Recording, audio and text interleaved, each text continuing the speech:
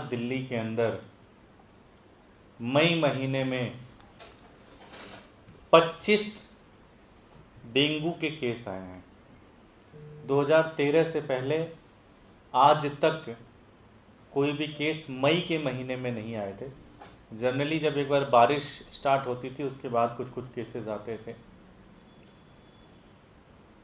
इसका जो एक मेन कारण है कि समय समय पर जो डेंगू के मच्छर होते हैं उनकी जो लार्वा से जिस लार्वा से ये मच्छर बनते हैं उस लार्वा को मारने के लिए दिल्ली के डीबीसी कर्मचारी फॉगिंग करते हैं, घर घर जाके वो चेकिंग करते हैं और वो इंश्योर करते हैं कि दवा डाल डाल के हर जगह डेंगू के लार्वा को बनने से पहले ही उसको ख़त्म कर दिया जाए। ये सारा काम भारतीय जनता पार्टी की एमसीडी इन सारे कामों को देखती है और उसका एक मेन सबसे महत्वपूर्ण काम ये है कि वो समय पर डेंगू के दवा का छिड़काव कर दे।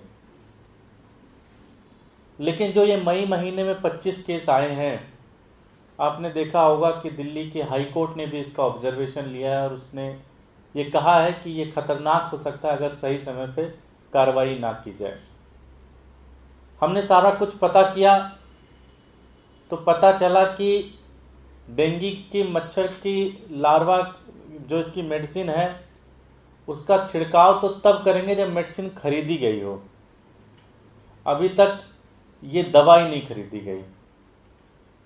आपको ध्यान होगा कि पिछले साल हमने एक डॉक्यूमेंट आपको रिलीज़ किए थे और बताया था कि किस तरह से ये डेंगू की दवा दिल्ली के अंदर 3600 रुपये का ख़रीदा गया। 3600 रुपये पर केजी के हिसाब से हज़ारों किलोग्राम खरीदे गए, जबकि यही दवा भोपाल में भारतीय जनता पार्टी की जो म्युनिसिपल काउंसिल है इसी दवा को उसने 2400 रुपये में ख़रीदे थे। ये मैंने पिछले साल प्रॉपर डॉक्यूमेंट आपको दिखाए थे। लेकिन पिछले 2 महीने से कभी कमिश्नर साहब के पास फाइल जा रही है, कभी मेयर साहब के पास फाइल जा रही है, लेकिन दवा नहीं खरीदी गई और दवा ना खरीद करके दिल्ली वालों की ज़िंदगी के साथ खेला जा रहा है।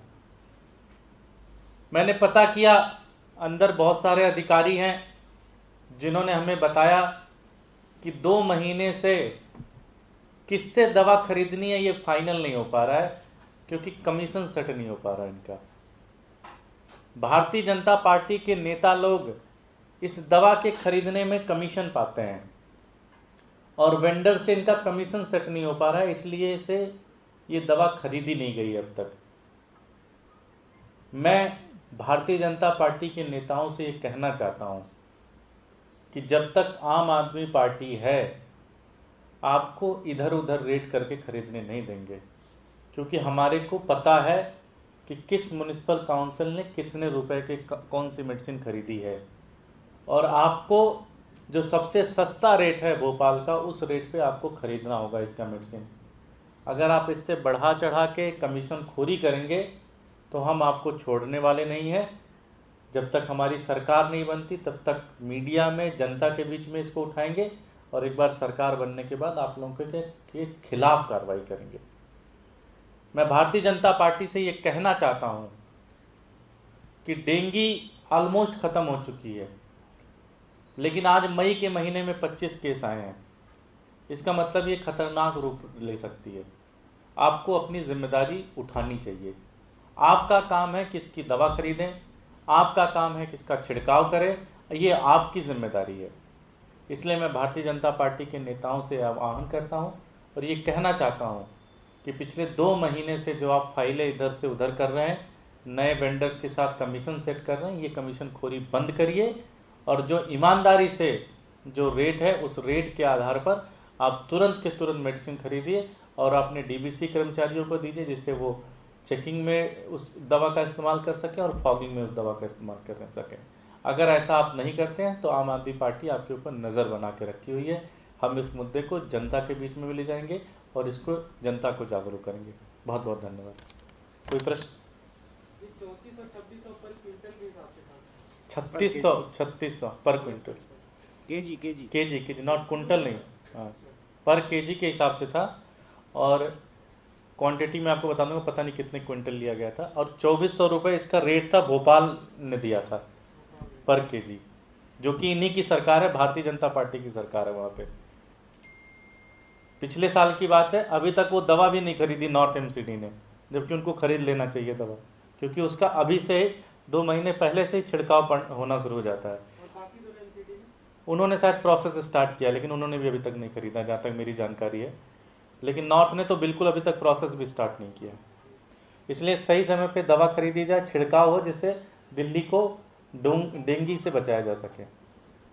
धन्यवाद। मोदी सरकार के 7 साल पूरे हो गए सेंटर में।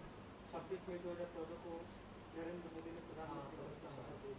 अभी तक के कार्यकाल को कैसे देखते हैं, खासकर वर्तमान समय में? देखिए, आज किसी भी व्यक्ति से बातचीत करिए, 2014 में किसी चीज़ का रेट उठा लीजिए और आज 2021 में उसका रेट उठा लीजिए, कोई भी सामान ऐसा नहीं है जिसका रेट 2 गुने से कम हुआ हो, 4 गुने से कम हुआ हो, 5 गुने से कम हुआ हो।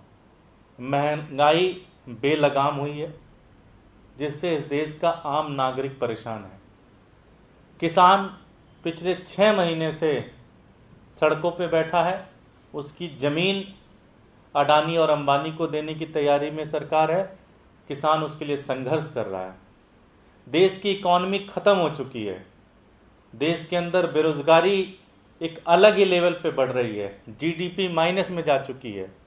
और तो और सबसे ज़्यादा बुरी बात यह है कि कोरोना के अंदर ये सरकार इतनी फेल हुई कि आज कोरोना की वैक्सीन इस देश के लोगों को नहीं मिल रहा है, इस देश के युवाओं को नहीं मिल रहा है।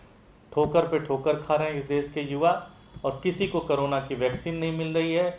अगर किसी को ऑक्सीजन नहीं मिल रहा है, किसी को बेड नहीं मिल रहा है, और अगर किसी की मौत हो जा रही है तो उसके लिए कब्र भी नहीं मिल रही है, उसके लिए दाह संस्कार की व्यवस्था नहीं हो पा रही है।